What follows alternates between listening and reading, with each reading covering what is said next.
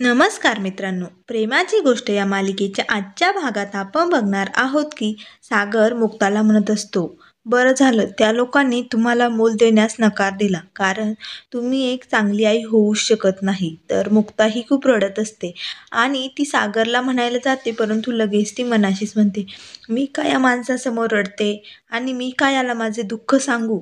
मुक्ताला खूप वाईट वाटत असते, त्यामुळे ती जोरजोरात रडत सुटते आणि म्हणते, मी एका बाळाला जन्म देऊ शकत नाही, त्यामुळे मी कधीच चांगली आई होऊ शकत नाही. असे म्हणून मुक्ता खूपच मोठ्याने रडायला लागते. तर मुक्ताचे ते रडणे पाहून सागरलाही खूप वाईट वाटते. तो तिला आधार देण्यासाठी तिच्या जवळ जातो. तिच्या खांद्यावर हात ठेवणार तेवढाच तो लगेच तिथून वळून घरात निघून जातो आणि पाठीमागे वळून बघतो, तर त्यालाही खूप वाईट वाटत असते. त्यानंतर इकडे सावनी आणि सागरचा डिवॉर्स झालेला असतो, त्यामुळे हर्षवर्धन आणि सावनी दोघेही पार्टी करण्यासाठी बसलेले असतात. तर ते दोघेही खूपच खुश असतात. तेवढ्यात लगेच सई पळत येते आणि सावनीला मिठी मारते. त्यावर सावनी म्हणते, काय झाले सई. सई म्हणते, मम्मा मला झोपच येत नाही, मी इथे तुझ्याजवळ झोपू का. तर लगेच त्या माई म्हणतात, काय माहिती झोपली होती, परंतु अचानक डचकून उठले, काय झाले काय माहिती. तर हे बघून हर्षवर्धनला खूपच राग येतो. तो लगेच जोरात हातातील ग्लास टेबलवरती आदळतो. तर हे बघून सई तर खूपच घाबरते आणि सईला म्हणतो, काय ग, तुला झोपायला काय होतं, जा जाऊन झोप. तर लगेच सावनी म्हणते, अरे हर्षवर्धन, लहान मुलगी आहे ती.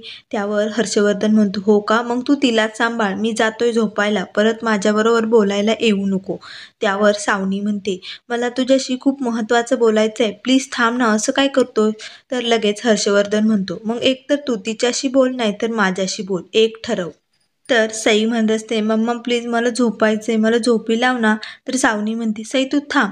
तर सावनी लगेच हर्षवर्धनला म्हणते, हर्षवर्धन असं काय करतोय, आत्ताच तर माझा आणि सागरचा डिवॉर्स झालाय ना, आणि डिवॉर्स झाल्यानंतर आपण लग्न करणार होतो ना, मग आता काय झाले. त्यावर हर्षवर्धन म्हणतो, मला ना ये बाप होण्यात काही इंटरेस्ट नाहीये, तूच तुझी मुलं सांभाळ, आणि आत्ताच डिवॉर्स झालाय, एवढी काही घाई आहे लग्न करण्याची, त्यामुळे तुझा आता आणि तुझ्या मुलीला झोपव, एकतर तू चांगली आई हो, नाहीतर माझी चांगली बायको हो. असे म्हणून हर्षवर्धन तिच्यावर खूपच भडकतो.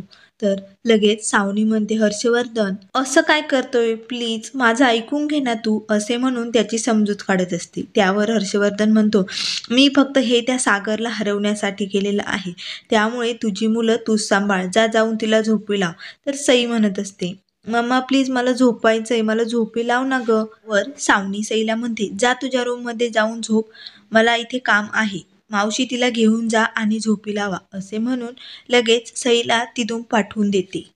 सई तिथून जात नाही, ती लगेच सावनीला मिठी मारते आणि म्हणते, मम्मा मला तुझ्याजवळच राहायचंय, तू मला झोपी लाव ना, मला गोष्ट सांग ना. परंतु सावनीला खूप राग येतो.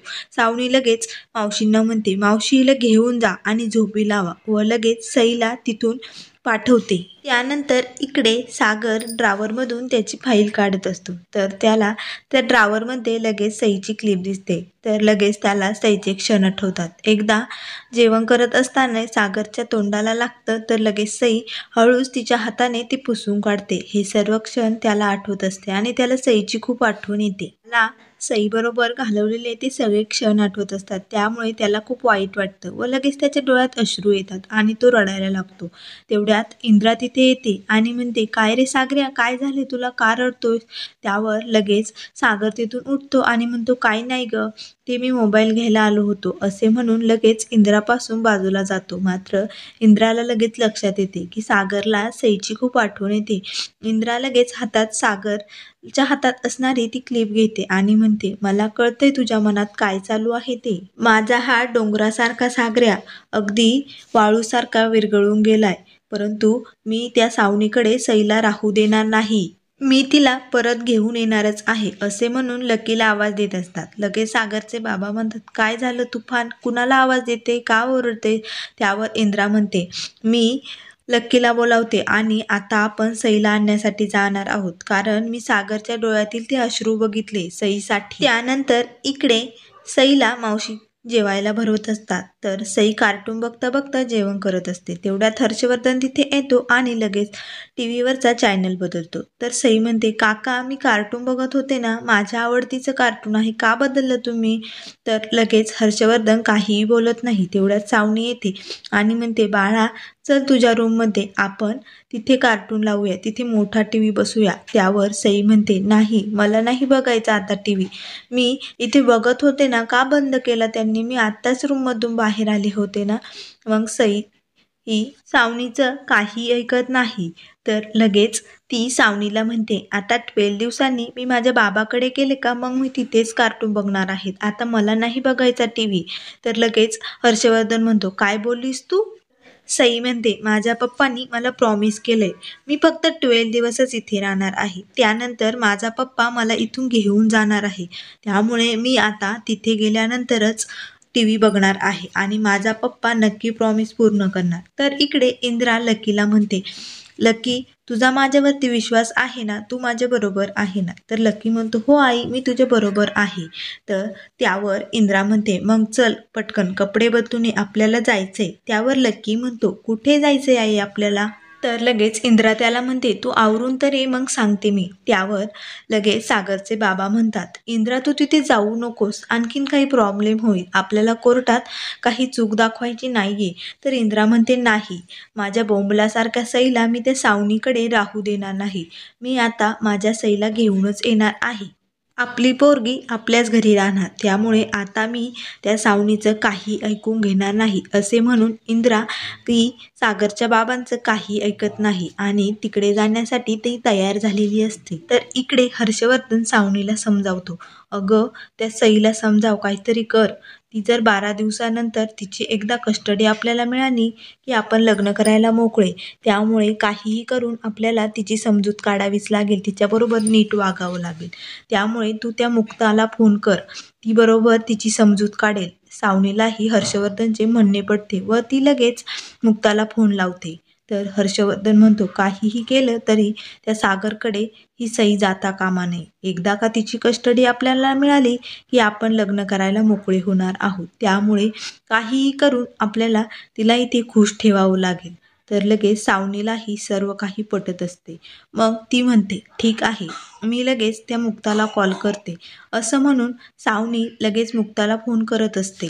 तर इकडे मुक्ताचे वडील फोन उचलतात आणि सावनी म्हणते की मुक्ताला प्लीज इकडे पाठवा ना, सईची समजूत काढायची आहे, ती थोडीशी नाराज झाली. तर लगेच माधवी म्हणते, काय झाले? त्यावर लगेच मुक्ताचे वडील म्हणतात की मुक्ताला त्यांनी तिकडे बोलावलं आहे, सावनीच्या घरी. मुक्ता तिथे येते आणि म्हणते, काय सईचा फोन आला होता का? काय म्हणाल्या त्या? सई ठीक तर आहे ना, तिला काही झालं नाही ना? त्यावर लगेच मुक्ताचे बाबा म्हणतात, अगं नाही, ती बरी आहे, परंतु तिला भेटण्यासाठी तुला बोलावलेलं आहे. त्यावर मुक्ता लगेच तिच्या आईला म्हणते, आई मी जाऊ का? त्यावर माधवी म्हणते, माझी काहीच हरकत नाही, पण इथे शेजाऱ्या पाजाऱ्यांना खूपच त्रास होतो, म्हणून मला तसं वाटतं, परंतु तू जाऊ शकते, तुला सईला भेटल्यानंतर बरं वाटतं ना, मग तू जाच.